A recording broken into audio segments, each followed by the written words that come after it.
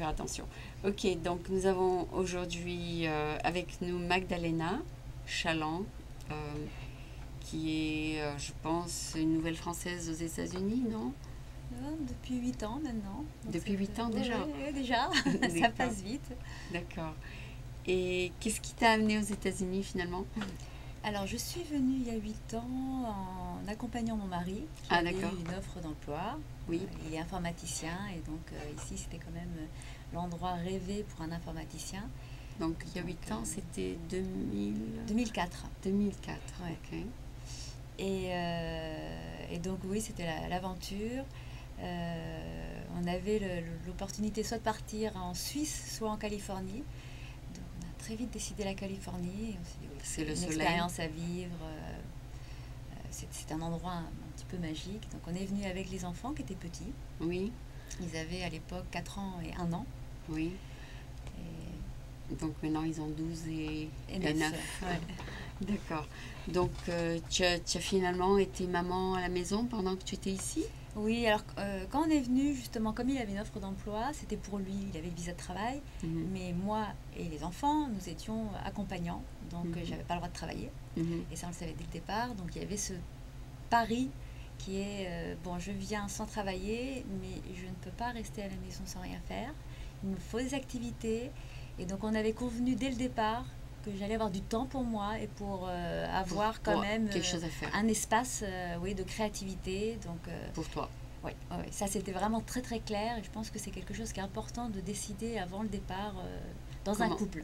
Oui. C'est extrêmement important pour le conjoint de ne pas subir les événements, mais d'être déjà acteur Ah et se oui. dire même sans contrat de travail, sans possibilité parce que le visa m'interdit, Mhm. sans possibilité parce que mon diplôme n'est pas reconnu aux États-Unis et il fallait que je repasse tout.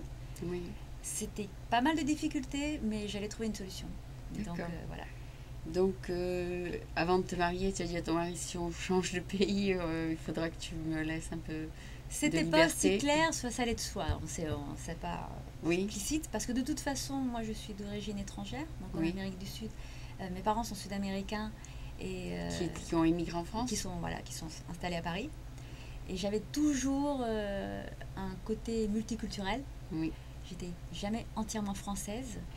Et partir À la était maison, quelque tu chose. parlais l'espagnol? Espagnol à la maison avec mes parents. Ah Donc, je suis d'accord. bilingue, trilingue maintenant. Trilingue, oui. Et donc c'était quelque chose qui me motivait de partir ailleurs de toute façon. Voyager, tenter l'aventure extérieure était vraiment quelque chose de très clair avec mon mari. Mm. Donc quand l'opportunité est arrivée de s'installer en Californie, même si j'avais un travail, enfin j'avais pas mal de choses, oui, je ne pouvais pas passer à côté. D'accord. Donc, te voilà maman à la maison et tu as décidé de démarrer quelque chose? Alors en venant ici, j'ai commencé tout de suite à avoir des contacts. Avec des amis, ouais, à l'école? Voilà. Même oui, avec le groupe des mamans, qui était un groupe qui m'a énormément soutenue et qui a un rôle très important par ici. Qui s'appelait comment? Le groupe des mamans, et qui s'appelle Ça toujours. s'appelle comme ça? Ouais, ouais, ouais, les mamans. Parce qu'il y avait San Francisco Bay Accueil aussi. Oui, oui, oui. C'était Qui pas était ça. un peu plus orienté vers San Francisco, Oui. alors que le groupe maman était un petit groupe qui se créait dans le sud Oui, et qui était vraiment assez intime. C'était des- des des- femmes d'expatriés. des femmes d'expatriés qui étaient amies, qui voulaient rester ensemble et donc qui avaient créé cette cellule pour pouvoir rester vraiment très proches. J'ai intégré ce groupe-là au bout de à peine quelques jours.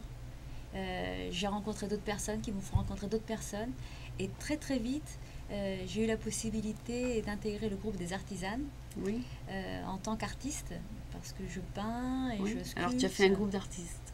Donc j'étais la représentante, enfin l'une des peintres qui appartenait à ce groupe-là. Voilà. D'accord, Donc d'accord. je suis issue d'une famille d'artistes, mon père est peintre. Oui, Donc là, personne ne peut m'en empêcher, même si j'ai pas de visa de travail, je peux toujours créer. tu peux toujours peindre. Voilà, donc j'ai fait ça et au bout de quelques années, je me suis rendu compte que l'expression artistique qui m'intéressait le plus, Oui, c'était de faire des petites figurines en pâte fimo, oui. qui étaient des figurines qui sortaient des cadres. Donc c'était pas des figurines dans le cadre, mais qui s'échappaient. Ah, Et donc il y avait quelque chose autour de ne pas rester enfermé, d'être toujours ah. assez libre, qui était Ouais. déjà là. Et ces figurines étaient en quoi? En pâte fimo, c'est une espèce de clay qui se cuit au four. que tu mets dans une sorte de plateforme. Et que je cuis dans le four et ensuite je colle au niveau des cadres. Et donc Oui. je les mettais qui sortaient à droite, à Elles gauche, avaient des envie de cadres, sortir. voilà, qui s'échappaient. D'accord. Et tu as fait ça combien? Tu as fait Alors plusieurs? oui, j'en ai fait plusieurs. J'ai fait plusieurs expositions avec des artisanes. Oui. Et pendant ce temps, il y a eu un changement au niveau des visas parce qu'on a eu la carte verte. Et à ce moment-là, j'ai pu travailler. D'accord. Et Donc là, il y les avait enfants quelques étaient un années qui peu s'est plus grands passé, les peut-être? enfants étaient plus grands. Et à ce moment-là, oui, je voulais travailler. Et donc, j'ai vu ce que je pouvais faire pour pouvoir réintégrer ma formation initiale qui est psychologue. Oui. Et comment finalement tout réunir ensemble. Et Oui. ces années où j'ai pas travaillé ont été extrêmement riches parce qu'en fait, j'ai rencontré plein de monde Oui. et j'ai évolué personnellement aussi. Ok. Donc, ne pas être psychologue, c'était pas vraiment la grosse difficulté. Ce que je voulais, c'était entrer en contact avec les personnes et les accompagner, les aider, ça c'était toujours là. Et finalement, ici, il y avait la possibilité de devenir coach Oui. qui Et c'est ce que tu regroupait as fait? ça. Et c'est ce Donc, que tu as fait? c'est ce que j'ai fait. Ok. Et là où les petites figurines, en fait, elles sont revenues à moi, c'est que très rapidement, lorsque j'ai ouvert mon cabinet, je l'ai appelé Open the Box. Parce que c'était déjà ça, c'était le fait de ne pas rester enfermé, ne pas être dans un carcan. Oui. Et finalement, même lorsqu'on a une formation qu'on ne peut pas continuer, poursuivre ici, ne pas avoir le même travail C'est qu'auparavant, pas le même diplôme, oui. on peut toujours trouver un moyen qui est proche Oui. et sauter soit sur quelque chose de proche, soit finalement faire carrément autre chose. Tu veux dire que On le est- diplôme de psychologue français n'est pas reconnu ici? Non, Ah, d'accord. je devais tout refaire, tout reprendre, et d'accord. non, ça c'était pas possible. Mais le coaching, c'est quand même une activité qui est très très proche, donc ça se rejoint. Oui. Et c'est ce que tu as fait. Et voilà, donc je me suis Et donc lancée tu là. fais one-on-one? Alors c'était, voilà, c'est un contact une personne par une personne, soit en Mhm. face à face, Oui. soit par téléphone. Mhm. Donc je coach des personnes qui sont aussi à Seattle ou à Los Angeles. Ah bon? Voilà, par téléphone, ça se fait très très bien aussi. Oui. Et, Et comment tu les trouves, ces gens-là? Alors justement, tout a un lien, c'est merveilleux de voir C'est à un quel circuit? point... C'est un circuit? c'est grâce au groupe Maman donc, Oui. que j'avais rencontré au Et début. de bouche à oreille? Donc je me suis impliquée en fait beaucoup dans ce groupe-là. Oui. Et j'ai été très très très active, ce qui fait que ce groupe-là, au fur et à mesure, avec le temps, s'est ouvert à beaucoup plus de personnes et c'est devenu un groupe qui regroupe maintenant 300 personnes. Mm. Et là, j'ai connu pas mal de personnes qui m'ont aussi rencontrée, qui ont su mon parcours et qui ont été intéressées pour que je les aide. Mm. Donc ça a été la première cellule où j'ai pu pratiquer et puis de bouche à oreille, effectivement, ça se répand. D'accord. Et tu as démarré ça quand? Donc il y a plus de 2 ans maintenant. D'accord. Et tu aimes ce que tu fais? J'adore ce que je fais, j'adore. Ah ouais? Je me consacre exclusivement à l'aide des femmes francophones. Ah. Donc c'est... Mais elles viennent ici, elles n'ont pas de job, comment elles peuvent te payer? j'essaye de faire vraiment quelque chose de très très adapté à la Oui, personne, oui. avec des tarifs qui sont Raisonnable, très très raisonnable. raisonnables au maximum. Parce que le but, c'est de les aider. Le but, c'est qu'elles ne s'enferment pas, Oui. qu'elles ne restent pas cloisonnées à la maison et qu'elles... Ah oui, donc qu'elle ne tu déprime pas, quoi. t'identifies avec elle quand tu t'es arrivée? Quelque chose comme ça? C'est pas tellement une identification qu'un exemple aussi. Et je ne suis pas la seule. Beaucoup de personnes arrivent à rebondir et à créer d'autres choses. Et en fait, en soi, on a des ressources et on l'oublie. Ah. Et donc, c'est peut-être plus vraiment se dire, voilà, il y a une possibilité. Est-ce que tu moi-même leur ou donnes d'autres. des ressources ou des conseils? Alors, les conseils, souvent, elles les ont elles-mêmes, elles ne s'entendent plus. Ah. Donc, je suis une écoute et j'essaie de voir finalement qu'est-ce qu'elles veulent réellement, ok. quelles sont les possibilités. Et à travers différents outils, on essaye d'ouvrir l'éventail et ne pas rester enfermé, mais d'être dans quelque chose de... voir autrement, D'accord. essayer de voir un petit peu plus loin. Donc c'est vraiment... Et ces femmes-là, je suppose que ce sont des femmes, ouais. Ok. Ces femmes-là t'appellent une fois par mois ou... Alors les clientes, il y a tout est à la carte en fait. C'est vraiment c'est à en la carte, fonction ok. C'est des comme elles besoins veulent, de c'est chacun. comme elles Comme elles peuvent, comme elles veulent. Enfin, on s'adapte. Souvent, on se voit ou on se téléphone une fois tous les 15 jours. D'accord. Et donc, il y a un suivi. Donc, ça me permet aussi d'être là, de les accompagner lorsqu'il y a un projet qui se met en route. Elles ne sont pas toutes seules parce qu'il y a des moments, il y a des peurs, il y a des angoisses. Et donc, ce terme de coach, c'est vraiment ça. C'est comme un coach sportif, quoi. Je suis à D'accord. côté. Mais c'est pas la même chose qu'un exécutif coach. Non. D'accord. C'est Donc life coach. tu leur donnes pas une carrière ou autre chose. On voit ensemble D'accord. qu'est-ce Qu'est-ce qu'elles qu'elles veulent peuvent faire, Qu'est-ce qu'elles qu'est-ce qu'elles ont vraiment envie. Est-ce que finalement elles avaient une autre envie que celle qu'elles ont menée jusque-là? Est-ce qu'il n'y a pas une autre possibilité finalement? Mhm. Ou est-ce qu'ici il y a quelque chose à adapter? On creuse ça ensemble, on essaye de voir ensemble. Et après on accompagne, on voit les différences. Et tu as un exemple, un success story ou quelqu'un qui a vraiment que tu as pu vraiment aider? Toutes les success stories, ce sont quand les femmes retrouvent le plaisir et y croient à nouveau. Parce que beaucoup de personnes qui viennent me voir sont avec un manque de confiance en elles-mêmes, en se disant bah voilà, elles se sont enfermées, j'y arriverai plus. L'estime personnelle, elle descend au fur et à mesure et elles savent plus qui elles sont. Et à partir du moment où elles y croient à nouveau, elles croient à nouveau en elles-mêmes, ça porte ouverte à beaucoup de choses. C'est pas forcément professionnel, ça peut être un plaisir, une activité, mais c'est je rebondis sur moi-même et je suis forte et j'y vais parce que je peux le faire. Ah bon? Voilà. Et ça, c'est vraiment l'objectif. À la différence de la psychologie que je faisais avant, où on creusait les difficultés, là dans le coaching, on va vraiment aller loin dans les solutions, les possibilités. Il y en a, il faut juste les retrouver. Parfois, on les voit plus. Ah oui. Et là, c'est là, c'est pas loin. D'accord. Et le fait que tu étais ici avant elle, tu as un peu plus d'idées de ce qui se passe aux États-Unis? Alors ça permet justement d'avoir une vision un peu plus interculturelle. Effectivement, on a l'impression que c'est assez proche de la France, la manière de vivre américaine, et finalement il y a pas mal de différences, donc il peut y avoir des déceptions. Et ça, je les accompagne sur ces différences qui existent vraiment en termes de communication, en termes de beaucoup de choses. Et donc, on peut en parler, on est là, effectivement, j'ai cette expérience-là. D'accord. Donc, tu parles surtout en français? Oui, toujours. Toujours. Et tes clients sont francophones et de pays divers? Non. Surtout la France? Surtout la France, certains Belges. J'ai eu des clientes belges. Canadiens. Et j'ai eu un petit peu de Canadiens. Oui. Mais principalement, c'est vrai qu'elles se viennent de France. D'accord. L'avantage du français, en fait, c'est aussi parce que c'est leur langue naturelle. Et beaucoup de personnes ont tellement de mal à finalement se tourner vers elles-mêmes ensemble. Et moi, je vais faire quelque chose. Elles ont eu l'habitude. Elles ne peuvent pas le faire en anglais. C'est plus difficile, elles ne trouvent pas les mots. C'est une complication supplémentaire. Là, elle n'y est pas. On peut le faire, c'est naturel. Lorsqu'on touche des sujets qui sont plus sensibles, eh ben, on n'a pas à chercher les mots. Ça vient tout seul. Donc c'est beaucoup plus simple et accessible en fait que ce soit en français. Okay. Et quel est le problème principal que les femmes francophones qui viennent aux États-Unis ont? Qu'est-ce que je vais faire maintenant ici? Ah voilà. C'est la grosse difficulté. Si elles étaient secrétaires en France, elles ne peuvent pas être secrétaires ici? Il y a le temps aussi, il y a près de 90% des femmes qui viennent travailler avant. Et ici, elles se retrouvent maintenant à être... il y a 30% seulement des femmes expatriées au sens large. Qui travaillent. Elles sont juste à la maison? Alors parfois, c'est un choix. C'est l'occasion d'être plus proche des enfants. Donc ça, c'est vraiment... c'est leur choix. Si c'est leur choix, c'est très bien. Si c'est subi, c'est déjà plus difficile parce qu'il y a une frustration très forte qui est là.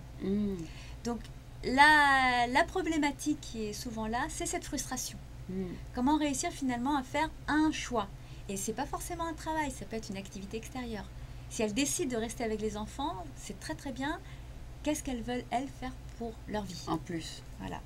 Ça peut être associatif, ça peut être culturel, il y a beaucoup de choses. Mais pour elles-mêmes, qu'est-ce qu'elles vont créer? Il y a beaucoup qui font du volontariat. Tant qu'il y a une satisfaction, c'est bon. C'est l'idée de l'épanouissement personnel. Il faut continuer à évoluer soi-même.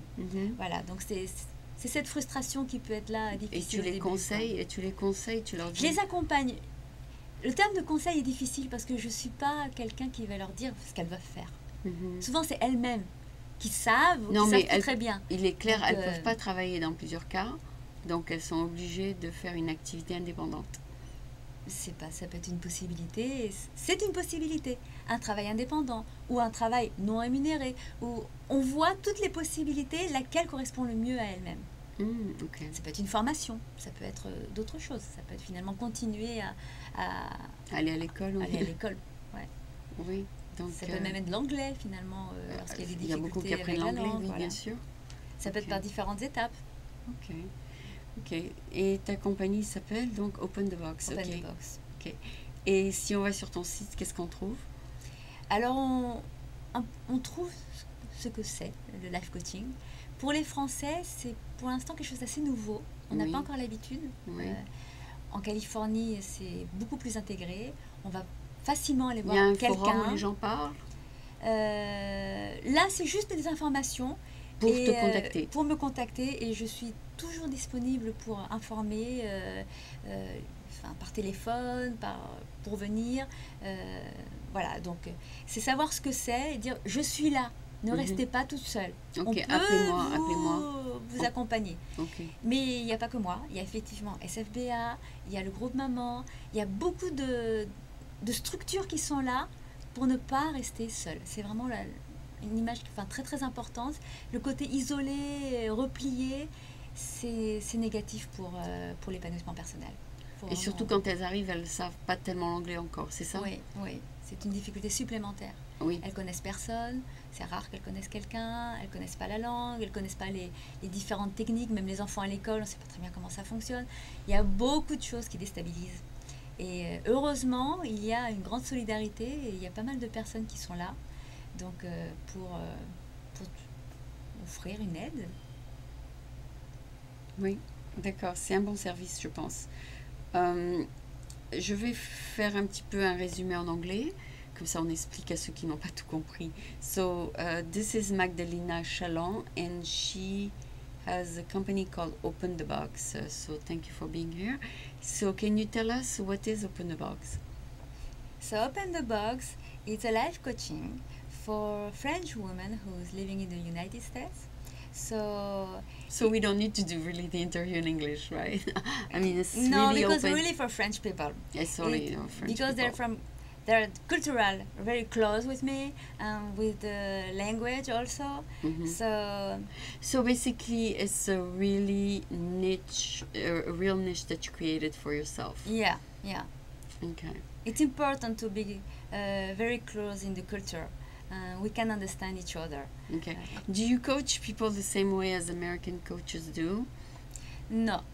I did the training in United States and in France.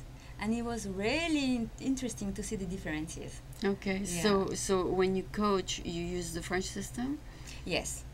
Okay. We are more emotional in Okay. France. Okay. So there's more emotional things there. Okay. And United States are more with the... Finding the problem, you said? Yes. It's more like the helpful, but in the meaning, it's very different. Would you coach an American person? I could. You could. But we will be different. But I could. This is more the English skills. And let's put into in the equation the fact that you have also a third culture. Yeah. Did that help you in your job? A lot. Oh yeah? Yes. In which way? I could coach also people Maybe from you South add American. warmth to your coaching, maybe? What is interesting is in France, I always had like a differences with the French people. I could see them from inside and from outside. Okay. So it was always there to see how to see between your mom and the other people. Yeah, and from how I see the culture of you could see it right away. Yeah, I have this distance that can be helpful here also. Okay. So to see if there's matching or if there's problem between somebody who doesn't understand the culture here. Mm-hmm. So you could eventually coach someone from South America. Yeah, I could. You could. Right now, it's not my main focus. Objective. Yes, because I really want to be there for French people. There's so many people who need to have some help, and so I really want to be there for them. Okay, so this is a good way maybe to let them know you exist, right? Yeah. Okay. And right now I'm doing a outreach. I'm writing a book about the psychological problem about living in another country. So what happened for the identity?